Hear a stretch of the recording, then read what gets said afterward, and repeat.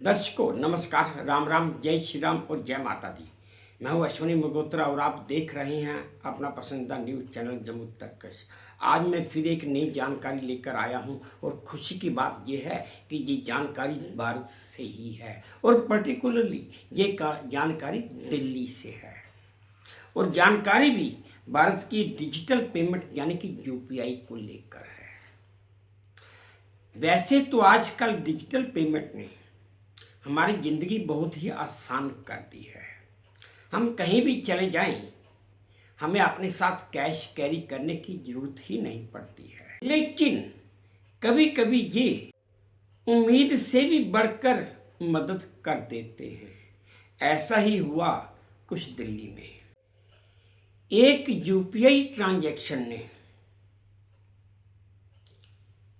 एक शख्स की पत्नी का फ़ोन जो मिसप्लेस हो गया था, गुम हो गया था, उसे ढूंढने में मदद कर दी। अब आप भी सोचेंगे कि यूपीआई ट्रांजैक्शन और फ़ोन ढूंढने में मदद कैसे हो गई। मैं आपको बताता हूँ। ये घटना तकरीबन 20, 21, 22 सितंबर 2025 के करीब होगी, क्योंकि उसके बाद ही ये मेरे पास आई है और इसका जिक्र ऑनलाइन रेडिट प्लेटफॉर्म पर शेयर की गई एक पोस्ट में हुआ है। उसमें एक शख्स ने लिखा कि वो और उसकी पत्नी शॉपिंग पर निकले थे और ई रिक्शा से सफ़र कर रहे थे। उतरते समय उसकी पत्नी का फ़ोन ई रिक्शा में कहीं गिर गया। जिस बात का एहसास उन्हें उस समय हुआ ही नहीं और पता भी नहीं चला। उस शख्स ने जब वो ई रिक्शा से उतरे थे तो उस शख्स ने अपने यूपीआई से ई रिक्शा वाले को पेमेंट कर दी। ई रिक्शा वाला भी ड्राइवर ऑटो लेकर चला गया और ये दंपति भी चले आए। पर थोड़ी देर बाद उस दंपति को ध्यान आया और उसकी पत्नी उससे कहने लगी कि मेरा फ़ोन मेरे पास नहीं है। दरअसल उन्होंने वो फ़ोन उसी दिन किसी दुकान से खरीदा था, नया फ़ोन था और अभी तक उसमें सिम कार्ड भी नहीं डाला गया था और फ़ोन पर कॉल करने का विकल्प तो था ही नहीं कोई, क्योंकि सिम कार्ड ही नहीं था उसमें। लेकिन उस शख्स के पास उस ई रिक्शा वाले का यूपीआई नंबर था, मोबाइल नंबर नहीं था। है ना हैरानगी की बात। बस इसी वजह से उस दंपति ने अब ये मान लिया था कि उन्हें फ़ोन मिलना अब मुश्किल है और वो अब कुछ कर भी नहीं सकते थे, चुपचाप घर लौटने लगे। लेकिन घर लौटते समय अचानक उस शख्स के फ़ोन पर एक मैसेज आया कि उनके अकाउंट्स में ₹1 क्रेडिट हुआ है और उसके साथ ही ये मैसेज था, प्लीज़ कॉल। साथ में ड्राइवर का नंबर भी था।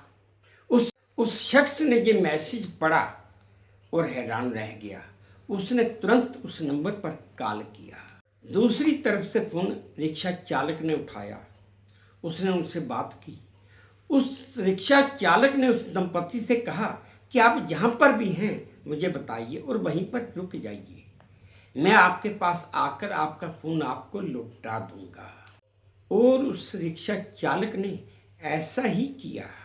पोस्ट में आगे लिखा, अगर मैंने कैश पेमेंट की होती तो उस रिक्शा चालक से संपर्क करने का कोई रास्ता होता ही नहीं, और अगर ये संभव हो पाया है तो सिर्फ एक यूपीआई नंबर की वजह से कि मैंने यूपीआई से पेमेंट की थी। उस ड्राइवर के पास मेरा यूपीआई नंबर चला गया था, उसने वापस ₹1 मेरे अकाउंट में क्रेडिट किया और अपना नंबर भेजकर मैसेज में मुझे बोला कॉल कीजिए, तो मैंने कॉल किया। देखा दर्शकों कि एक यूपीआई ट्रांजैक्शन ने कैसे एक दंपति का खोया हुआ फ़ोन उन्हें दिला दिया। है ना हैरानगी की बात। और मैं आज की जानकारी जो आपके लिए लाया वो दिल्ली से है, भारत से ही है, कहीं बाहर से नहीं। दर्शकों ये थी मेरी एक छोटी सी जानकारी जो मैंने आपके साथ साझा की। उम्मीद करता हूँ आपको ठीक लगी होगी, अच्छी लगी होगी, पसंद आई होगी। अगर अच्छी लगी है, पसंद आई है तो मेरी वही प्रार्थना कि प्लीज़ मेरे इस चैनल को लाइक कर दीजिए, शेयर कर दीजिए और सब्सक्राइब भी कर दीजिए। और हाँ, अपने कमेंट्स मेरे कमेंट बॉक्स में ज़रूर डालिए ताकि मैं उन्हें भी ध्यान से पढ़ सकूँ। बस अब इसी उम्मीद के साथ आप सबसे विदा लेता हूँ कि आप अपना भी ध्यान रखेंगे, अपने देश का भी ध्यान रखेंगे। जय भारत, तो धन्यवाद।